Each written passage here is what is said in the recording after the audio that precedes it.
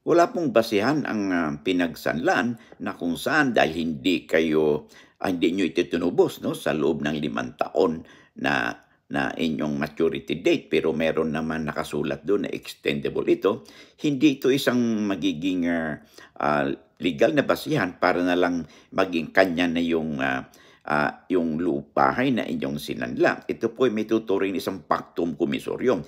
Kung talagang, nagkaroon na ng default ay dapat, either in-attach niya ito sa korte or public auction ito 'no, upang sa gano'n marimata ang sanla.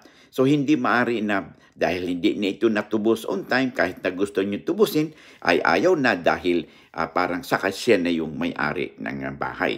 Ito po isang pactum commisorium at bawal po ito. Makipag-ugnayan kayo sa lawyer for further assistance. Lamang na kayo 'pag may alam sa batas.